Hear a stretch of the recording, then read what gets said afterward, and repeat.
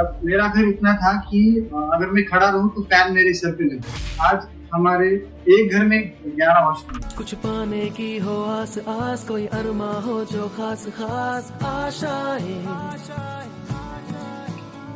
हर कोशिश में हो बार बार, करे दरियाओं को आर पार आशाएं। अभी के टाइम में बिहार का मार्केट वो कितना इवॉल्व किया है कि वो आपके प्रोडक्ट्स को परचेज करते हैं कि नहीं, आपका डेटा इस पे क्या कहता है? मैटर कोर्ट तक जाना। एक बड़ी कॉस्मेटिक ब्रांड है जो सोच रहे थे कि मैंने उनका नाम कॉपी किया है, फिर प्रोनाउंसिएशन सेम आ गई ब्रांड ऑनर। जज ने मेरे साइड से फैसला लिया और सामने वाले को ही सुना दिया कि आप इस न्यू स्टार्टअप को ऐसे थ्रेटन नहीं कर सकते, क्योंकि मेरे पास काफ़ी सारे प्रूफ थे।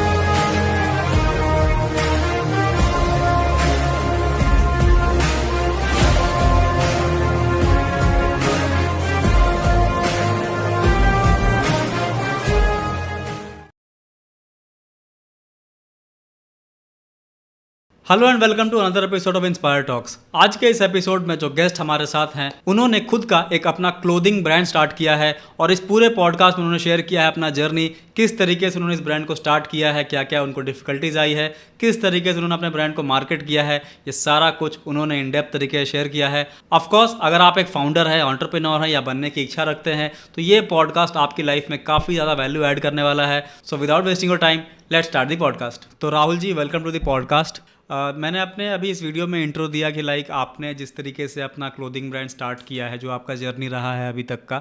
आज का इस पॉडकास्ट का एजेंडा ये रहने वाला है कि किस तरीके से आपका जर्नी रहा है और क्या क्या प्रॉब्लम्स आया है, उसको कैसे आपने आउटकम उसको ओवरकम करके एक्चुअली आपने इसको स्टार्ट किया है। तो पॉडकास्ट को स्टार्ट करने से पहले मैं चाहूँगा कि आप अपना एक इंट्रोडक्शन दीजिए please. Thank you so much for having me sir. मेरा नाम राहुल है, मैं महाराष्ट्र से बिलोंग करता हूँ। महाराष्ट्र के छत्रपति संभाजी नगर से 150 किलोमीटर दूर बीड नाम के एक छोटे से जगह से मैं बिलोंग करता हूँ। और पिछले 1.5 साल पहले मैंने अपना बिजनेस स्टार्ट किया था। 1.5 साल से मैं अपने बिजनेस में काम कर रहा हूँ इस चीज़ में, और लास्ट 3, 4, 5 महीने से मुझे रिजल्ट्स मिलने स्टार्ट हो चुके हैं। 1 साल मेरा काफ़ी चीज़ों से भरा हुआ रहा, लेकिन लास्ट 3-4 महीने से मैं काफ़ी अच्छी प्रोग्रेस कर पा रहा हूँ इस चीज़ में। जैसे आपने अपने इंट्रोडक्शन में भी कहा कि लाइक आपने अपना एक क्लोथिंग ब्रांड स्टार्ट किया है, तो मैं चाहूँगा कि आप उस ब्रांड के बारे में और बताएं कि ब्रांड का नाम क्या है, उसके अंदर क्या क्या चीज़ें आप सर्व्स करते हैं, कितने SKUs हैं आपके, वो सब मैं जानना चाहूँगा थोड़ा सा। जब मैंने स्टार्ट किया था, एक्चुअली मेरा बैकग्राउंड कुछ अलग था। मैं क्लोथिंग बैकग्राउंड से नहीं हूँ, ना मेरे फैमिली में कोई क्लोथिंग बैकग्राउंड से। इस इंडस्ट्री के आसपास भी हम कहीं नहीं आते। तो मैं कर रहा था उस गवर्नमेंट जॉब की तैयारी कर रहा था, मैं UPSC और स्टेट सर्विस की तैयारी कर रहा था। तो किन्हीं दिक्कतों की वजह से मुझे वो सब चीज़ें छोड़नी पड़ी, और काफ़ी टाइम पहले मेरे जहन में था कि मुझे अपना एक क्लोथिंग बिजनेस स्टार्ट करना है। तो मैं सोच रहा था जीन्स के बारे में। मैं चाहता था कि मैं जीन्स में अपना एक ब्रांड करता हूँ, डेनिम में या फिर किसी भी तरह की जो पैंट्स वगैरह रहती है उसमें करना चाहता हूँ। तो जब मैंने स्टार्टिंग में सर्च किया तो मुझे पता चला कि इसमें काफ़ी ज़्यादा इन्वेस्टमेंट चाहिए होगी, और जैसे कि मेरा बजट था तो उस बजट में आ नहीं रहा था। तो मैंने सोचा कि मेरे बजट में सेम इंडस्ट्री में मैं क्या कर सकता हूँ।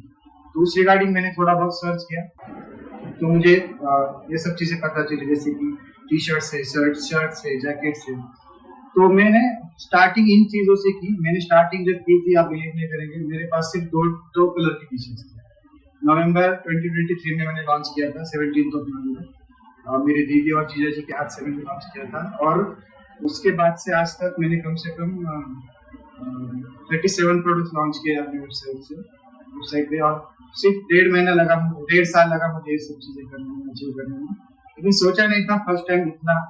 जब मैं स्टार्ट कर रहा था तब सिर्फ 1 या 2 ही चीज़ें थी मेरे पास, 2 ही प्रोडक्ट्स थे।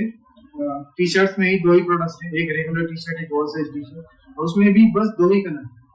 तो धीरे धीरे करके चीज़ें आगे बढ़ी। जैसे कि आपने पूछा नाम, तो नाम के पीछे भी एक छोटी सी स्टोरी है कि मैं सोच रहा था 2 नाम वाला एक छोटा सा नाम हो, जो कि डे टू डे लाइफ में यूज होता हो और जिसके पीछे एक छोटी सी स्टोरी क्रिएट हो जाए।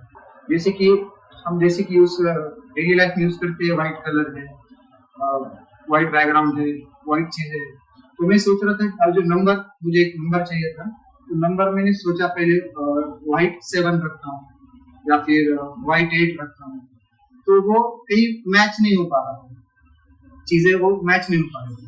तो मैंने व्हाइट 1 रखा, जिससे मैं एक स्टोरी क्रिएट कर पाऊँ। और मैं चाहता था कि उसमें स्पेलिंग मिस्टेक हो जाए, WHITE नहीं रखना था मुझे, WHYT1 रखना था, जो पढ़ने वाले को भी थोड़ा सा दिमाग लगा के पढ़ना पड़े कि ये एक्चुअल है क्या, व्हाइट T1 है या फिर व्हाइट टोन है या फिर वाई टोन है या फिर वाई द 1 है। तो मैं चाहता था कि लोग मुझसे आके पूछे कि ये क्या है, किस तरह से इसे प्रोनाउंस करना है, आपने क्यों ये नाम सोचा, ये अलग से नाम क्यों बनाया आपने, जो कि एग्जिस्ट ही नहीं करता। अगर आप सर्च करें गूगल पर तो एग्जिस्ट ही नहीं करता, तो क्यों बनाया है। तो मुझे उसके पीछे स्टोरी बिल्ड करनी थी आपने, तो जो सोच के मैंने ये नाम सोचा, WHYT, व्हाइट की स्पेलिंग मैंने मिस्टेक कर दी जानबूझ के, और जिसका एक मीनिंग भी हो, मिस्टेक का भी एक मीनिंग हो। और जो एक नंबर रखना था, सिंपल नंबर रखना था 1, क्योंकि मैं सोचता हूँ दैट आई एम नंबर 1, सो मैंने नंबर 1 रखा और ये चीजें फिर उस तरह से। नाइस। अभी जैसे आपने बताया कि लाइक आपने वाइट 1 रखा है, मैं भी वही पढ़ रहा था इसको YT1 मतलब जी तो जी अभी आपने बिल्कुल। मेरा भी डाउट ये क्लियर कर दिया है। लाइक एक और क्वेश्चन मेरे दिमाग में ये आ रहा है कि लाइक जैसा आपने कहा कि आपके फैमिली में या आपके रिलेटिव में कोई भी क्लोथिंग बैकग्राउंड से नहीं थे, तो what exactly motivated you to start a clothing brand, मतलब क्यों आपने ये स्टार्ट किया फिर? सर काफी पहले 2016-17 की बात है, जब मैं फर्स्ट टाइम सूरत गया था। फर्स्ट टाइम में स्टेट से बाहर ही, मेरे महाराष्ट्र से बिलोंग करता हूँ, स्टेट से बाहर फर्स्ट टाइम। तो जब मैंने वहाँ पे बिजनेस देखा कि कपड़ों में जिस तरह से वो बिजनेस करते थे, या फिर जब मैं बड़े बड़े ब्रांड्स देखता था, लीवाइस वगैरह, आदिदास वगैरह, तो मैं सोचता था कि इन्होंने कहीं से तो शुरुआत की है, तो डायरेक्टली तो यहाँ तक नहीं पहुंचा। तो मेरे जैसे छोटे शहर में अगर ये इतनी दूर से पहुंच सकते हैं, तो हम भी कहीं ना कहीं आज न कल पहुंच गए हैं। तो एक बात बैठ गई थी दिमाग में कि एक ब्रांड तो स्टार्ट करना है और कपड़ों का ही करना है, तो किस तरह से करें। मैं जब बिजनेस के बारे में सोच रहा था, तो मेरे दिमाग में बस ये चीज थी कि जो कस्टमर को जो डेली लाइफ में यूज करना है, मुझे बस वो प्रोवाइड करना है, फिर वो खाना हो, कपड़े हो, या फिर आसपास की जो रोजमर्रा की चीजें हो, मुझे बस उसमें डील करना है। तो मुझे कपड़े सबसे बेस्ट ऑप्शन है, क्योंकि मैं एक लिमिटेड एरिया में जॉब वर्क नहीं करना चाहता था। जैसे कि सपोज मैंने मुंबई में किसी एरिया में एक होटल डाल दिया, तो मेरा एरिया लिमिटेड हो जाता, लेफ्ट साइड नॉर्थ में 5 किलोमीटर, साउथ में 5 किलोमीटर, ईस्ट और वेस्ट में 5 किलोमीटर, उससे ज्यादा दूर से लोग मेरे पास नहीं आते। तो क्लोथिंग एक लौता ऐसा एक इंडस्ट्री थी, एक बिजनेस था जिसमें मैं कोई लिमिटेशंस नहीं थी, मैं कहीं से भी डिलीवर कर सकता हूँ, कहीं पे भी डिलीवर कर सकता हूँ। तो जैसे मैं स्टार्ट किया, नवंबर में स्टार्ट किया था मैंने, तो दिसंबर के सेकंड वीक में मुझे एक नागालैंड से ऑर्डर, जो जिस स्टेट के बारे में मैंने जिस किताबों में पढ़ा, वहाँ के कस्टमर से मैंने 1-to-1 टॉक किया, डायरेक्टली उनसे बात की, तो उनको पूछा कि क्यों मेरे वेबसाइट से आपने ऑर्डर किया, क्या आपको अच्छा लगा, क्या आपको बुरा लगता है मेरे वेबसाइट। मैंने उनका जो फीडबैक लिया, तो लिटरली मेरे आंखों में पानी आ गया कि यार इतनी दूर मैं पहुंच पाता हूँ। तो धीरे धीरे करके मेरा कॉन्फिडेंस बिल्डअप होता गया, और धीरे आज 1-1.5 साल पहले जब हमने स्टार्ट किया था, तब 2 टी-शर्ट स्टार्ट किए थे, जैसे मैंने वहां से लेके US LLC तक का ये जो सफर है 1.5 साल का, तो इसमें काफी सारी चीजें मुझे ऐसी पता चली इस इंडस्ट्री में कि मैं खुद को थैंक करता हूँ कि थैंक यू सो मच कि मैं इस इंडस्ट्री में आया। मतलब काफी सारी चीजें मुझे सीखने को मिली, काफी लोगों से अच्छे तरीके से कांटेक्ट हुआ, काफी बड़े बड़े लोगों के साथ कांटेक्ट हुआ। तो I feel blessed that I am इस इंडस्ट्री में हूँ। कुछ दिन पहले मैं एक पॉडकास्ट किन्हीं का देख रहा था, मुझे याद नहीं है, बट उसमें उन्होंने बताया कि लाइक जो क्लोथिंग इंडस्ट्री होती है, इसमें बिजनेस स्टार्ट करना बहुत इजी होता है, बट उसको स्केल करना बहुत मुश्किल होता है। तो क्या आप इसे एग्री करते हैं?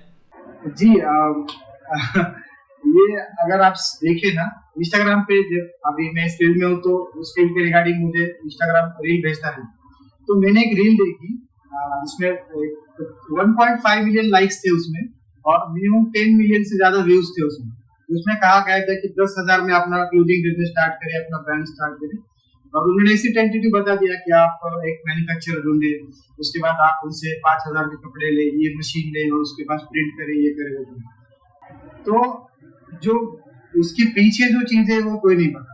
जैसे कि अभी वो 1 मिलियन लोग जो सोच रहे थे कि ये बिजनेस इतना इजी है, तो मैं चाहता हूँ उसमें से अगर 10 ने भी ट्राई किया होता तो वो शायद उन्हें समझ में आ जाता कि इसमें क्या है। अभी हम उसी रिंग पे अगर बात करें तो सर 70 to 80,000 तो बस प्रिंट वाली मशीन में चला जाता है, वो भी लोकल वाली, बस उतना तो बस प्रिंट में चला जाता है। अगर हम उसकी इंक ट्राई कीजिए या फिर उसका पेपर यूज कर रहे हैं वो करें। अभी देखो इसमें भी लिमिटेशंस कैसी है। पॉलिस्टर पे आप सब्लिमेशन कर सकते हैं, लेकिन आप कॉटन पे सब्लिमेशन नहीं कर सकते। आप पॉलिस्टर के ब्लैक कपड़े पे सब्लिमेशन नहीं कर सकते, और पॉलिस्टर के किसी भी डार्क कपड़े पे आप सब्लिमेशन नहीं कर सकते। तो उसमें प्रिंट में भी काफी लिमिटेशंस रहती है। जैसे कि डीटीएफ काफी बार सब्लिमेशन पे अच्छे से वर्क नहीं करता। डायरेक्ट टू फिल्म जो प्रिंट होती है वो काफी बार अच्छे से सब्लिमेशन पे प्रिंट नहीं हो पाता, सॉरी पॉलिस्टर पे प्रिंट नहीं हो पाता। तो जो कपड़ा जिस चीज के लिए बना है, जो प्रिंट जिस चीज के लिए बनी है पर्टिकुलरली, हमें उस कपड़े को वही चीज देनी पड़ती है, तब जाके हम एक वैरायटी ऑफ प्रोडक्ट बना पाते हैं जो कि कस्टमर को हम वैरायटी दे सकते हैं कि आप ये पसंद नहीं आता तो आप ये ट्राई कर लो या फिर ये ट्राई करो। तो कोई भी चीज हम ऐसे 5 या 10 हजार के एक बेसिक इन्वेस्टमेंट पे स्टार्ट नहीं कर पाते। अगर आपका सपना बड़ा है, अगर आपका गोल बड़ा है, तो ऑब्वियसली आपकी प्रॉब्लम्स भी बड़ी होंगी, आपकी उसके सॉल्यूशंस में भी उतना ही टाइम लगेगा, और चीजें उतनी, जैसे कि आपको पता है ट्रेडमार्क का मेरा भी इशू हो गया था, तो मैं भी नहीं रुका उसमें।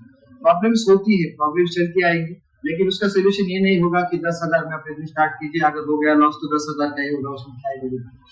तो ये गुमराह करने वाली बात हो गई। जो यूथ है ना, उन्हें ये मतलब अलग डायरेक्शन में लेके चलना है। तो अभी तक आपका कितना इन्वेस्टमेंट हुआ है? मैं आपको बेसिक फंडा बता देता हूँ। मैं खुद मैन्युफैक्चर करता हूँ, मैं खुद मतलब मैं पर्टिकुलर में खुद की बात कर रहा हूँ।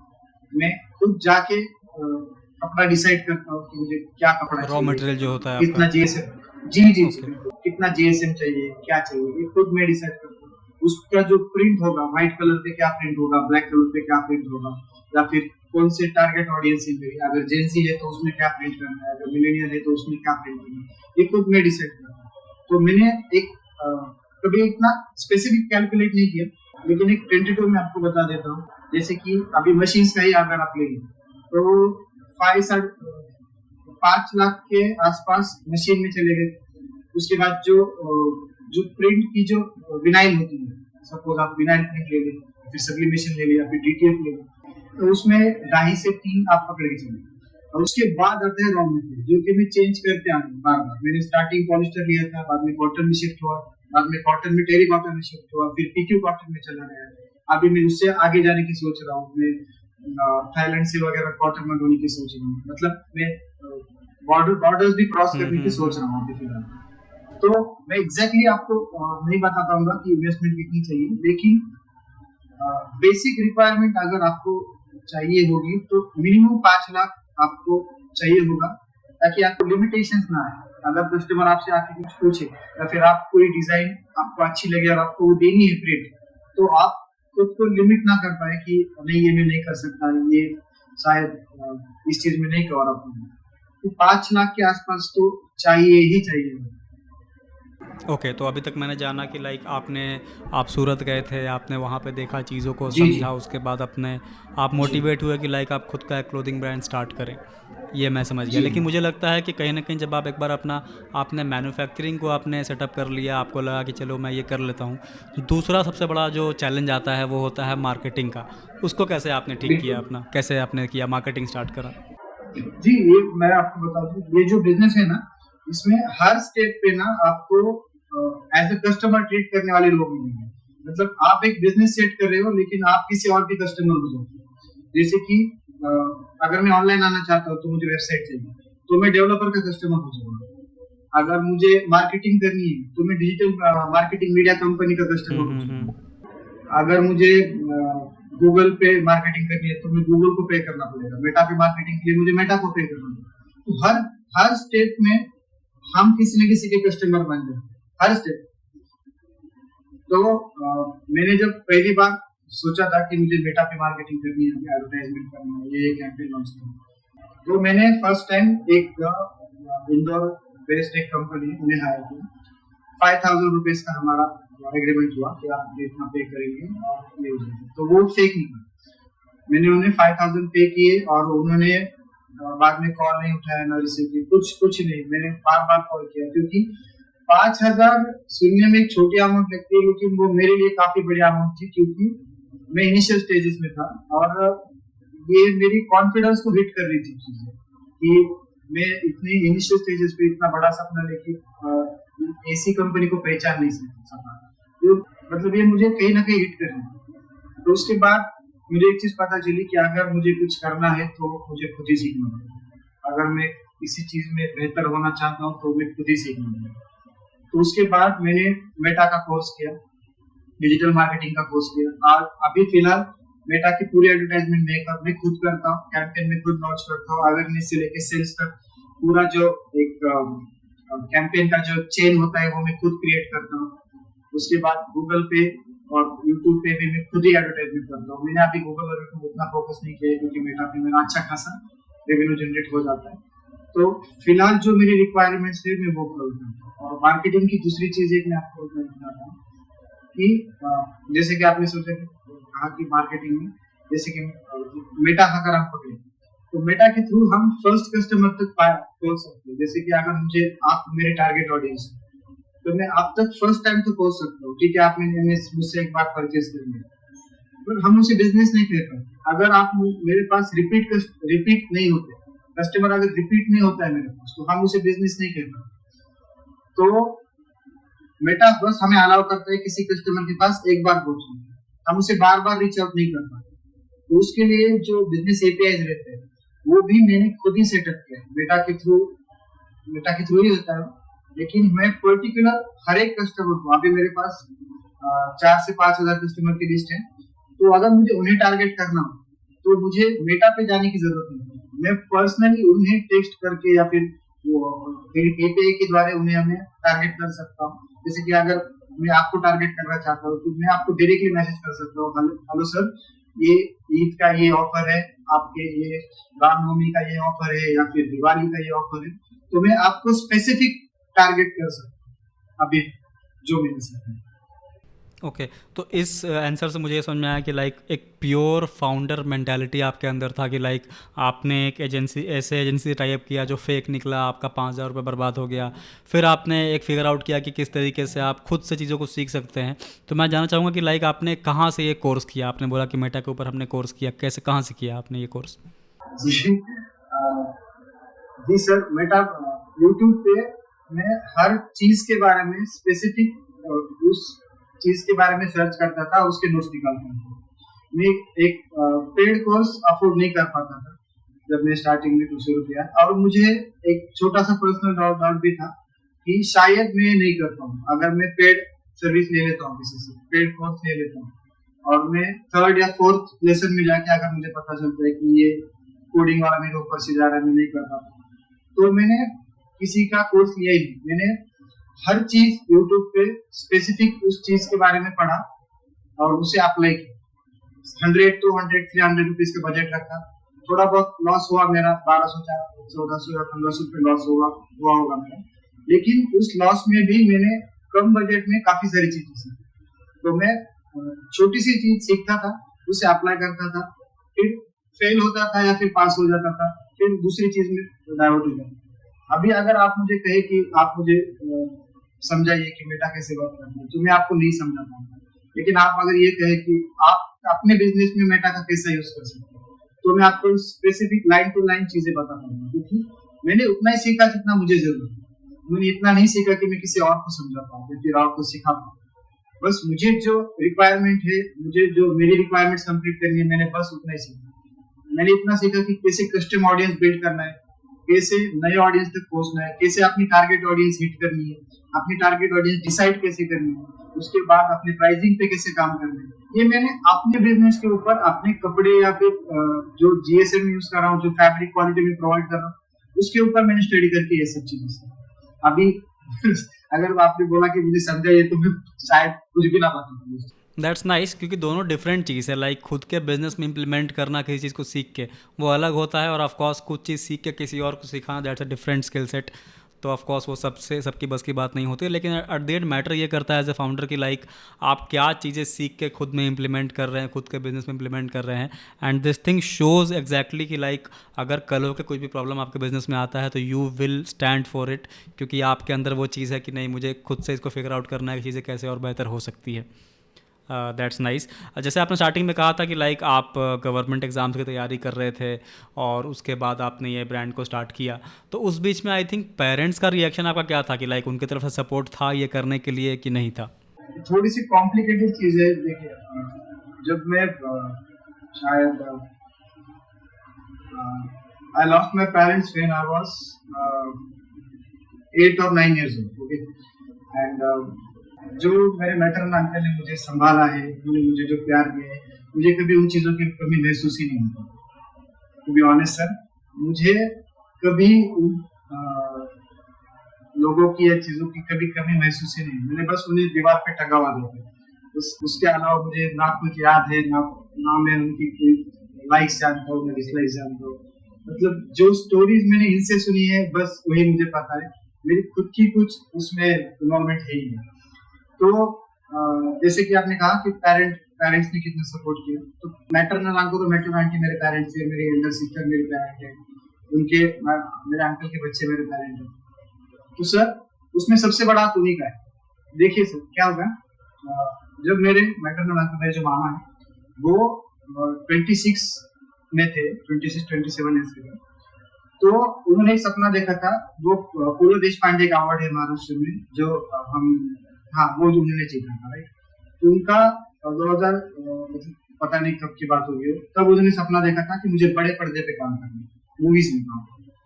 तो वो उन्होंने हमें सब मेरी बड़ी बहन भी उसे और मुझे संभालते हुए, अपने बच्चों को संभालते हुए, फैमिली संभालते हुए, उन्होंने वो सपना कंप्लीट किया at the age of 52।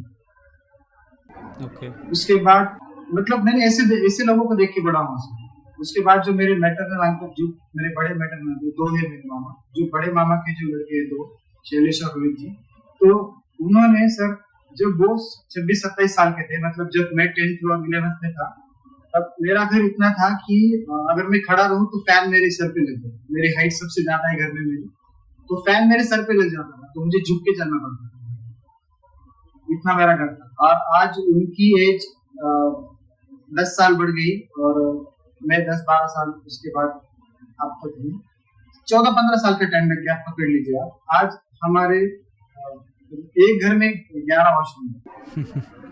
Nice. तो ये उन्होंने अचीव किया, उन्होंने मुझे बड़ा सपना दिखाया, उन्होंने कहा कि हम अचीव कर सकते हैं तो आप भी कर सकते हैं। मेरी बड़ी बहन सर, उन्हें मैरिज के बाद उन्हें एक बच्ची है, तो मेरी दीदी बच्ची होने के तक कुछ भी नहीं करती थी, मतलब वो हाउसवाइफ थी। उसके बाद उन्होंने पढ़ाई स्टार्ट की और आज वो रिजर्व बैंक ऑफ इंडिया में रेप्यूटेड पोस्ट पे क्लास 1 ऑफिसर। जब मैं देखता हूँ ना कि मेरी दीदी को बड़े बड़े लोग एक सब झुक के बात करते, प्यार से पूछते, मैम प्लीज आप मेरा काम करके दीजिए, तो ना प्राउड आ जाता है, मतलब काफी प्राउड फील हो जाता है। तो मैं इन लोगों को देख के बड़ा हुआ, मतलब निगेटिविटी का और फेल होने का कोई चांस ही नहीं, मतलब वो ऑप्शन है ही नहीं मेरी लाइफ। जो जिन लोगों को मैं देख के बड़ा हुआ हूँ, उन्होंने मुझे हर स्टेप पे चीजें सिखाते गए। इनडायरेक्टली उन्होंने मुझे काफी सारे लाइफ लेसन दिए, जिसकी वजह से मैं यहाँ तक हूँ। तो मैं खुद तो जीरो हूँ सर, मेरा तो कुछ है ही नहीं। सच ए ग्रेट स्टोरी। और हम लोग एक कोट पढ़ते हैं कि like you become an average of 5 people who surrounds you, और मुझे लगता है कि वो 5 पीपल जो आपके आसपास हैं वो सबसे बेस्ट है और काफ़ी इंस्पायरिंग है आपके लिए। And that is the thing जो एवरेज आप निकाल के ला पा रहे हो, which you are putting results through your branding and through your startup, और वो एक बहुत बड़ी चीज़ है। So congratulation for that. Moving on to the next question, like हम लोगों ने भी बात किया कि किस तरीके से आपने अपना ब्रांड को स्टार्ट किया, मार्केटिंग किया। अभी आपका मतलब क्या टारगेट है नेक्स्ट 1 ईयर में? आप क्या प्लान कर रहे हो अपने ब्रांड को कहाँ ले जाने के लिए? मतलब मैं बहुत ज़्यादा नहीं पूछूंगा कि 10 साल बाद क्या प्लान है, but I am just asking for the next 1 year या 2 ईयर प्लान क्या है आपके दिमाग में अभी? जी। मैं आपको एक बेसिक बता देता हूँ, क्योंकि हर ब्रांड का अपनी कुछ सीक्रेट्स होते बिल्कुल। हैं, हर ब्रांड का अपने कुछ एम होते हैं, गोल होते हैं। तो मैं आपको फाइनल गोल तो नहीं अभी डिस्क्लोज नहीं कर पाऊंगा। तो मैं बस ये चाहता हूँ कि मैं किसी एरिया में लिमिटेड ना हो जाए। अगर सपोज अगर मैं अपनी कहीं फ्रेंचाइजी स्टार्ट कर देता हूँ या फिर कहीं ब्रांड स्टोर ओपन कर देता हूँ, सपोज मैंने मुंबई में ब्रांड स्टोर ओपन करना है, तो मैं नहीं चाहता हूँ कि वो लिमिटेड एरिया में रहे, मतलब उस एरिया के ही लोग, मतलब मुंबई के ही लोग वहां पे रहे। मैं चाहता हूँ कि वो वास्ट है, मतलब वो हर जगह, हर गली, हर मोहल्ले तक वो पहुंचे।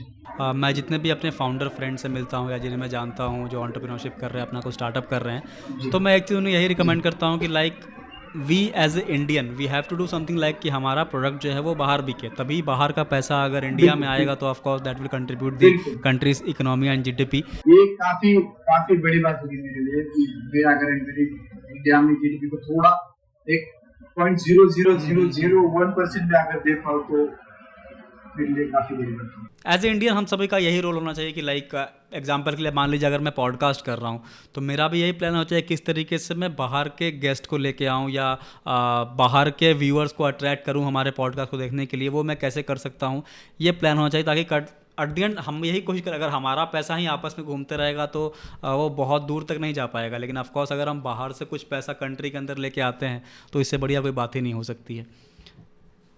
ओके तो जैसे आपने अपना जो स्टार्टअप किया है, आपने अपना जो बिजनेस सेटअप किया है, आपका कोई ऐसा प्लान है फंडिंग या इन्वेस्टमेंट लेने का या करने का, ऐसा कुछ? नहीं बिल्कुल नहीं। ऐसा कुछ नहीं है अभी तक? जी जी बिल्कुल नहीं।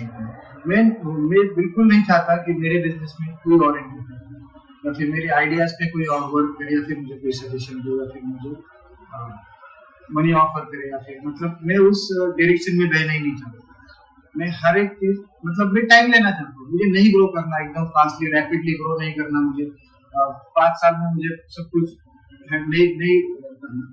मैं चाहता हूँ कि धीरे धीरे चीजें हो ताकि मेरे बाद भी या फिर मेरे साथ के जो लोग हैं उन सभी को उसकी चीज का फायदा हो।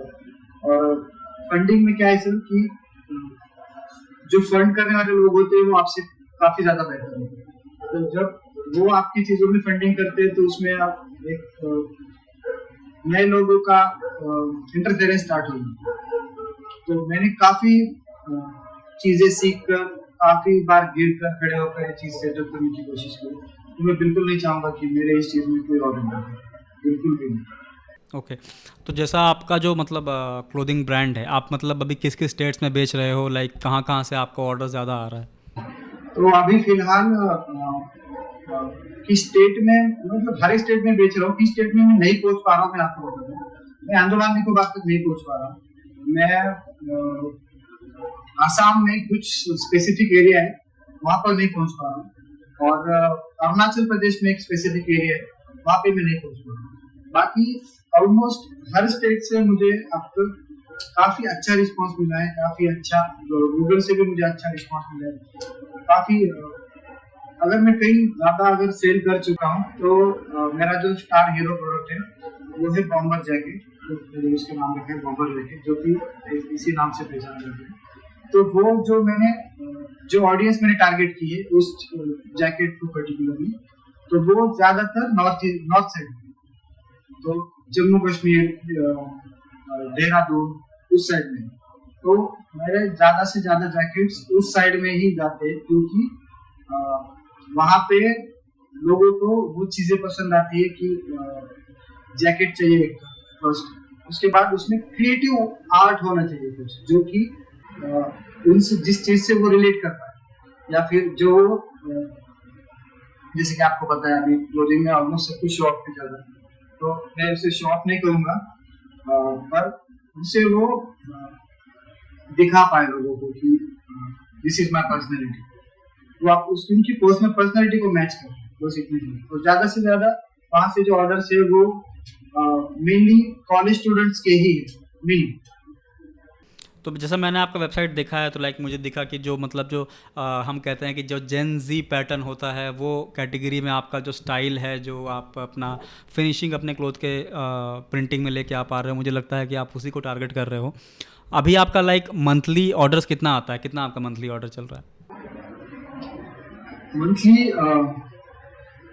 मेरे एक्सपेक्टेशंस काफी कम है, पर अगर मैं सिर्फ वेबसाइट की बात करूं तो वेबसाइट पे मेरा मंथली काफी कम है, लेकिन मेरे लिए काफी अच्छी बात है। और अगर जो ई कॉमर्स प्लेटफॉर्म है उनकी अगर बात करूं, अमेज़न, फ्लिपकार्ट की, तो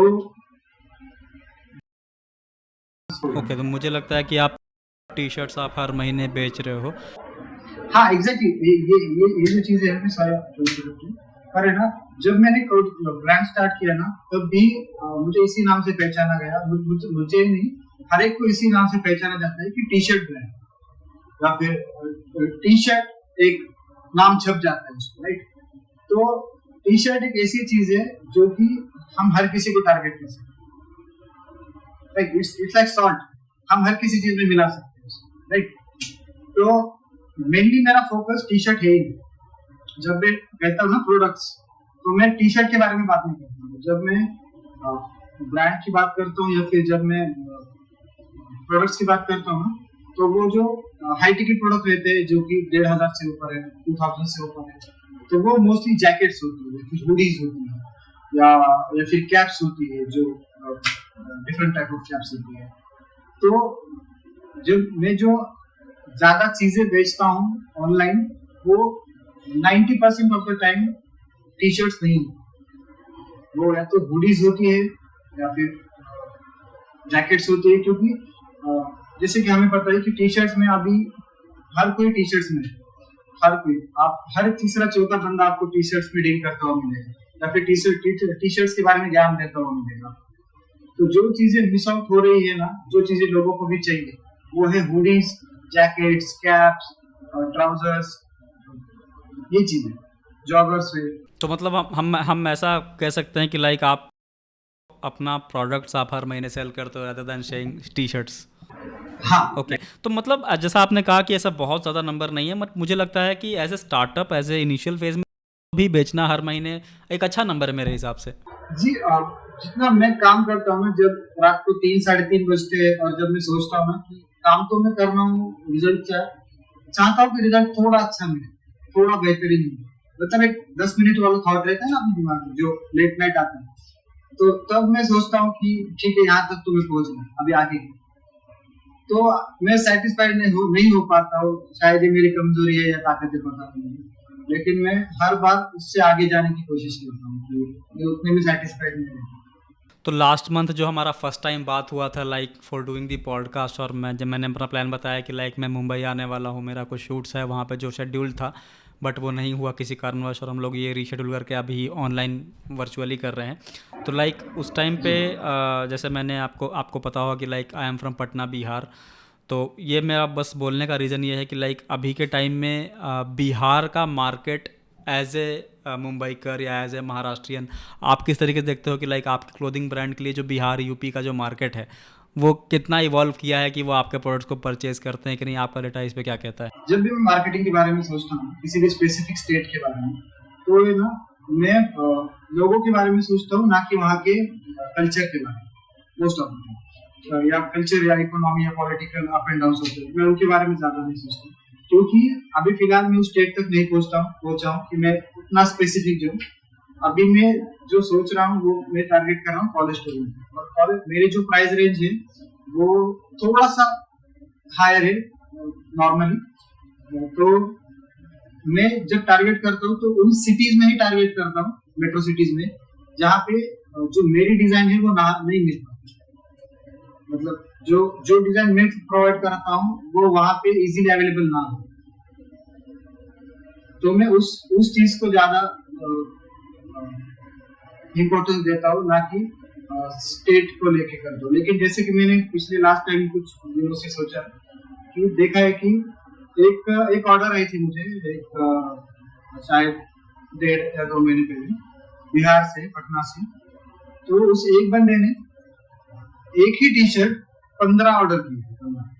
तो उसने 5 किए थे खुद के लिए, 5 किए थे अपने जीजा जी के लिए, ऐसा उन्होंने कहा, और 5 किए थे अपने फ्रेंड के लिए। तो मैंने पर्सनली उनसे कांटेक्ट किया, मैंने सर कहा, सर गलती से हो गया है, या फिर किसी ने बच्चे ने कर दिया, फिर मतलब क्या हुआ? तो मैंने कहा नहीं सर, मैंने आपसे एक परचेज किया था, मुझे क्वालिटी अच्छी लगी तो मैंने व्हाइट लिया था, तो मैं ब्लैक चाहता हूँ, और जिस कंपनी में मैं काम कर रहा हूँ वहाँ पे ब्लैक ज्यादा प्रेफर किया जाता है, तो मैंने सोचा 1-2 लेने से बेहतर है 5 ले लूं। और मेरे जीजा जी को भी यही चाहिए था, तो मैं उनके लिए भी लेना, और लगे हाथ मैंने अपने दोस्त के लिए भी लेना। तो मुझे ये चीज काफी अच्छी लगी कि सर आपने 5 के 15 आपने मेरे इस बात से लेने का बेहतर समझे, तो थैंक यू मैंने कहा उनसे। उन्हें मैंने डिस्काउंट कोड दिया, एक नई ऑफर ऑफर की, और उन्होंने मेरे लास्ट क्वेश्चन ये पूछा कि आप मुझसे पहुंचे कैसे, मतलब मेरी आपने ऐड देखी या फिर आपको किसी ने सजेस्ट किया या फिर आपने कहीं देखा गूगल पे। तो मैंने कहा कि मैंने जस्ट रैंडमली गूगल पे सर्च किया best polo T shirts in the market, और पहले 3 में आप आ गए। तो वो चीज मुझे काफी हिट हुई कि ठीक है, मतलब मैं काम कर रहा हूँ, एसईओ जनरेट कर रहा हूँ अपनी वेबसाइट का, तो वो चीजें कहीं ना कहीं डायरेक्ट या फिर इनडायरेक्टली काम आ रही है। तो लाइक जैसा कि आपने कहा कि लाइक पटना से आपको जो ऑर्डर आया है, उन्होंने एक टी शर्ट खरीदा, उसके बाद उन्होंने जी 15 टी शर्ट्स खरीदे, तो इससे ये जी पता जी चलता है कि जो क्वालिटी आप डिलीवर कर रहे हो that's it, that is good, जी मतलब वो लोगों को पसंद आ रहा जी है, बट बस यही है कि जी वो जी सही तरीके से लोगों तक पहुंचना चाहिए।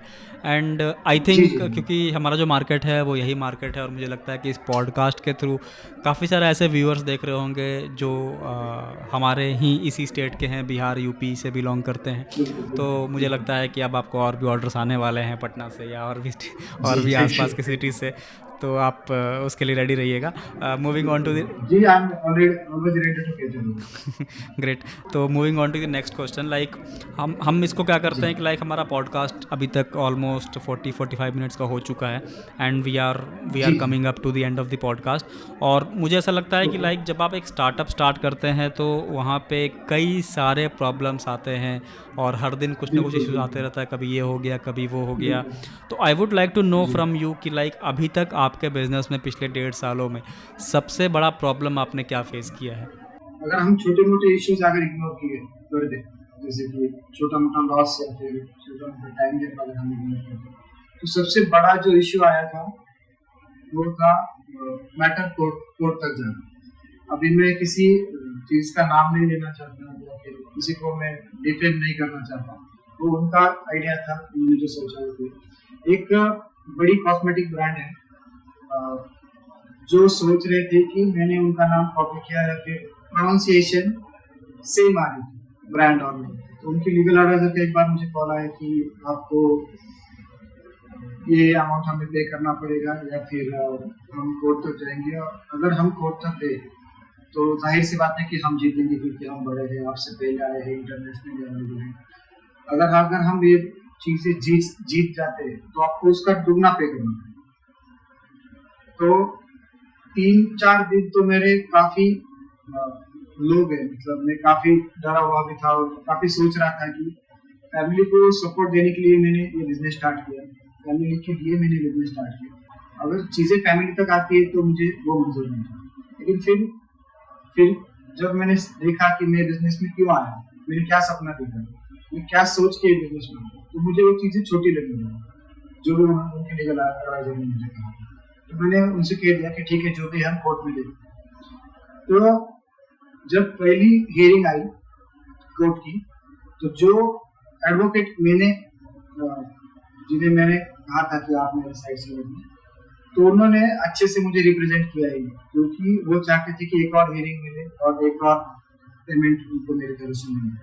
बैंगलोर के थे वो, तो मैं उनसे कुछ ज्यादा बात नहीं कर पाया क्योंकि सीनियर लॉयर थे। तो मैंने कहा भी उनसे कि एक हियरिंग में हो जाना चाहिए था, या फिर पॉजिटिव या निगेटिव जो भी है एक हियरिंग में हो जाना चाहिए। तो उन्होंने मुझसे अच्छे से बात नहीं की, मुझे एकदम लोकली ट्रीट किया, जो कि मुझे अच्छा नहीं लगा। फिर मैंने एडवोकेट के लिए अर्जी डाली, मैं एडवोकेट लिए इंदौर से। वहाँ से जब मैंने एडवोकेट लिया तो अभी ये इसी महीने में 3 तारीख को, अप्रैल में 3 तारीख को मेरी हियरिंग थी कोर्ट में। तो उस हियरिंग में जज ने मेरे साइड से फैसला दिया और सामने वाले को ही सुना दिया कि आप इस न्यू स्टार्टअप को ऐसे थ्रेटन नहीं कर सकते, क्योंकि मेरे पास काफी सारे प्रूफ्स थे जो मैंने प्रेजेंट किए वहाँ पर, और उन्होंने भी चीज एक्सेप्ट कर ली और फाइनली मैं उस चीज से बाहर निकल गया। अभी मैं काफी ओपनली अपनी मार्केटिंग कर सकता हूँ या फिर ओपनली अपने ब्रांड को जो है दिखा सकता हूँ काफी ज्यादा। ये सबसे ज्यादा इशू क्रिएट करने वाली चीज थी मेरी बिजनेस में, क्योंकि अगर नाम पे ही अगर कुछ आ जाए तो प्रोडक्ट का क्या ही करें, आप कितने भी अच्छे प्रोडक्ट लेते हो अगर नाम ही आपका नहीं रहता ऑफ कोर्स आप 1-1.5 साल से उस नाम को आप ब्रांडिंग कर रहे थे, मार्केटिंग कर रहे थे, और आपको पता चला कि उस नाम को ही आपको चेंज करना पड़ रहा है, तो फिर उससे जी एग्जैक्टली क्योंकि मैंने उस नाम को सोचने में भी काफी टाइम लिया था। मैंने उसके पीछे जो स्टोरी बिल्ड की थी, जो सोचा था वो सभी समझ में। अगर आप देखेंगे ना तो ब्रांड भी कभी ब्रांड नहीं बन पाता है अगर उसका नाम ना हो। अगर आपने रिसेंट कुछ चीजें देखी होंगी जो बिस्लरी के साथ हुई या फिर जो भी मतलब बड़ी कोका कोला के साथ हुई, तो लोगों की पर्सपेक्टिव उस चीज को लेके अगर गिर जाता है तो वो ब्रांड आप चाहे कितना भी value for money product provide करो, आपका ब्रांड की वैल्यू जीरो होगी। तो मेन तो वही है कि आपका ब्रांड अगर नाम हो तो लोग कहते हैं कि ठीक है 100 रुपए ज्यादा दे देते हैं, नाम तो है। और मैं तो चाहता ही हूँ कि लोगों को वैल्यू फॉर मनी प्रोवाइड करूँ। अगर मेरे सेम जीएसएम पे अगर आप सर्च करेंगे वेबसाइट पे या फिर किसी और प्लेटफॉर्म पे, तो आपको प्राइस मेरे से दुनिया तक नहीं मिलेगा। अगर आप सेम क्वालिटी सेम मटेरियल और सेम जीएसएम सर्च करेंगे तो आप देख लीजिए कि आपको क्या प्राइस ऑफ रेंज में वो मिलेगा। तो मैं तो चाहता ही था कि लोगों को वैल्यू फॉर मनी मिले और हर कोई बंदा उन चीजों को अफोर्ड कर पाए जो कि बड़े लोग कर पाए। Thank you so much Rahul ji time देने के लिए इस पॉडकास्ट के लिए। आई वुड लाइक टू आपके तरफ से एक फाइनल मैसेज क्या होना चाहिए। आप 1.5 साल से एक स्टार्टअप चला रहे हो और आपको आई थिंक काफ़ी सारा एक्सपीरियंस है इस चीज़ के अंदर, इस फील्ड के अंदर, तो मुझे लगता है कि आप एक फाइनल मैसेज क्या देना चाहोगे जो यूथ हमारे इस पॉडकास्ट को देख रही है, वो किस तरीके से स्टार्टअप स्टार्ट करेगी, तो what they can ignore to do. तो मुझे लगता है कि फाइनल मैसेज आप प्लीज़ दीजिए। हाँ, thank you so much sir, आपने मुझे इस लायक समझा कि मैं यूथ को मैसेज दे पाऊँ और कोई मेरी बात सुने। हमें खुद भी यूथ ही तो मैं क्या ही मैसेज दूंगा। लेकिन अगर किसी चीज को इग्नोर करना चाहते हैं तो मैं कहूँगा जो भी सोशल मीडिया पे आप देखते हो कि 10,000 में बिजनेस स्टार्ट करें या फिर 50,000 में आप मार्केटिंग सीखे या फिर ये करें, वो अपना खुद का बिजनेस आपको बेच रहे हैं, वो आपको बिजनेस करने के लिए नहीं कर रहे, वो बस अपने खुद का घर देख रहे हो, आपके बारे में सोच ही नहीं रहे। अगर आपको लगता है कि 10,000 में कोई बिजनेस स्टार्ट हो सकता है या फिर मतलब किसी भी अमाउंट में, ना कि 10,000, अगर स्टार्ट करना हो तो 50 रुपए में भी हो जाएगा बिजनेस स्टार्ट, वो बात नहीं। लेकिन जो सपना आप लेके चल रहे हो या फिर जो टाइम गैप आपको देना है उसमें, तो अगर आप उसमें सोच रहे हो कि कोई शॉर्टकट होगा या फिर कोई आपको सजेस्ट करेगा और आप उस डायरेक्शन से चलेंगे और सक्सेस हो जाएगा, तो ऐसा नहीं होगा। अगर आपको बेसिक नहीं पता है कि आपको किस चीज में काम करना है, आपकी किस चीज में एक्सपर्टीज है, तो आपको पहले खुद पे काम करना चाहिए। आपको पहले देखना चाहिए कि आप किस चीज में स्टेबल रह पाते हो। मेरे भी इस चीज में एक्सपर्टीज नहीं थी, मुझे करने का कुछ भी नॉलेज नहीं थी, लेकिन मुझे ये पता था कि मुझे ये काम करना है। ये नहीं हो, मुझे पता ही नहीं कि मैं कब इतनी चीजें सीखा या फिर करता है। अगर मैं स्टार्टिंग में खुद को देखता, अगर मुझे पता होता कि मुझे मार्केटिंग सीखनी है, मैन्युफैक्चरिंग सीखनी है, मुझे लोगों को काम करते हुए उनको मॉनिटर करना है, उसके बाद मुझे मार्केटिंग भी करनी है, मतलब सब चीजों में मुझे अगर एक नजर रखनी है मुझे खुद की, तो मैं सोचता कि यार ये तो काफी हेक्टिक हो जाएगा, मैं नहीं करूंगा। लेकिन चीजें धीरे धीरे सीखनी पड़ती है ना, आपको एक दिन में कुछ सीखना नहीं पड़ता है, फिर एक दिन में कोई सेटअप भी नहीं। तो जो भी आप करना चाहते हो आप उसे टाइम दो, आप उसमें थोड़ा सा पैसे इन्वेस्ट करो, टाइम इन्वेस्ट करो, स्किल सीखो, खुद का टाइम इन्वेस्ट करो और खुद की स्किल से आप खुद अपनी गलतियों से सीखो, दूसरों की गलतियों से सीखो और फाइनल जो है आपका गोल अल्टीमेट वो अचीव करो। Thank you so much Rahul ji time देने के लिए अपना इस पॉडकास्ट के लिए। और मतलब कैसा रहा आपका पॉडकास्ट एक्सपीरियंस, क्योंकि मुझे लगता है कि आप फर्स्ट टाइम ऐसा कुछ कर रहे थे। जी, मैंने इससे पहले कभी भी नहीं किया, ये मेरा फर्स्ट टाइम है और मैं चाहता भी नहीं कि किसी और के साथ मैं चीजें शेयर कर पाऊँ। जैसे कि मैंने आपसे जब कांटेक्ट हुआ था तो जब आपने कहा कि आप इस इंडस्ट्री में पहले काम कर चुके हैं, इस इंडस्ट्री का आपको काफी नॉलेज है, तो मैं जानता था कि मैं जब इस इंडस्ट्री में किसी से बात करूंगा तो मुझे काफी सारी चीजें शेयर करने को मिलेगी और काफी सारी चीजें सीखने को मिलेगी। अभी जब भी मैं किसी और से, जैसे कि मेरे इस बिजनेस में मैंने काफी सारे कॉन्टेक्ट हो चुके हैं, तो हर किसी से मैं ये सब चीजें नहीं कहता, हर किसी से मैं चीजें शेयर नहीं करता, क्योंकि लोग उतने बड़े तो होते हैं लेकिन ये पॉइंट टू पॉइंट जो कन्वर्सेशन होता है वो हो नहीं पाता। तो मैं भी चाहता था किसी ऐसे से बात करूं या फिर अपनी चीजें शेयर करूं जो इस चीज में काफी नॉलेज रखता हूँ और जिससे इस चीज के बारे में काफी जानता हूँ। तो आप लकीली मुझे मिल गए थैंक और आशा करता हूँ कि आपको भी मजा आया होगा इस ऑफ कोर्स क्योंकि मुझे लगता है कि जब हम लोग गेस्ट से मिलते हैं, जैसे आपने कहा कि लाइक आप फर्स्ट टाइम ऐसा कुछ शूट कर रहे हैं, और अभी तक हमारे इस चैनल का विजन भी यही रहा है कि हम ऐसे लोगों को लेके आए हमारे वीडियोस के अंदर, पॉडकास्ट के अंदर, जहाँ पे वो शायद अपने स्टोरीज़ को फर्स्ट टाइम शेयर कर रहे हो कहीं ना कहीं, मतलब उन्होंने पहले कभी शेयर किया ही नहीं है। और उससे क्या होता है कि मुझे एज ए पर्सन खुद भी काफ़ी कुछ सीखने को मिलता है, एंड ऑफ कोर्स जो ऑडियंस देख रही है उन्हें भी काफ़ी कुछ सीखने को मिलता है। और एट द एंड हमारा काम यही है कि हम एक उनकी लाइफ में वैल्यू ऐड कर सकें। दैट्स अगेन दी एंड गोल, हमारा यही होना चाहिए और यही होता है हमारे इस पॉडकास्ट का। तो thank you so much Rahul ji अपना टाइम देने के लिए, और फ्यूचर में कुछ रहा तो we can again do a podcast 1-2 साल बाद फिर से आपकी अभी तक की जर्नी को फिर से कंटिन्यू करते हुए और शेयर करेंगे, ताकि जो ऑडियंस रहेगी उनको और अपनी लाइफ में वैल्यू ऐड कर सके वो। जी बिल्कुल, मैं भी कोशिश करूंगा काफी ज्यादा मेहनत करने की, ताकि आप मुझे फिर से इस पॉडकास्ट पे बुलाएं और मुझे आप इस लाइक से। Best wishes Rahul ji, thank you so much. Thank you so much इस पॉडकास्ट को एंड तक देखने के लिए। अगर आपको ये पॉडकास्ट पसंद आया है तो ऑफकोर्स आपको बस एक 3 चीज़ करना है। सबसे पहला, आपको इस पॉडकास्ट को लाइक करना है और शेयर करना है। साथ ही साथ दूसरा, आपको कमेंट करना है कि आखिरकार इस पॉडकास्ट में आपको क्या बेहतर लगा या क्या खराब लगा। आप दोनों के लिए मैं ओपन हूँ सुनने के लिए, क्योंकि आपके वैल्यूएबल इनपुट से हमें काफ़ी ज़्यादा हेल्प होता है कि किस तरीके से हम अपने पॉडकास्ट की क्वालिटी को इंप्रूव कर सकते हैं। एंड थर्ड, ऑफकोर्स अगर आपको इस टाइप के बेहतरीन पॉडकास्ट आपको देखना है तो हमारे इस चैनल इंस्पायर टॉक्स को सब्सक्राइब जरूर कर लीजिएगा। मैं आपसे मिलता हूँ नेक्स्ट पॉडकास्ट में, तब तक के लिए keep inspiring your self and your surroundings. Thank you so much.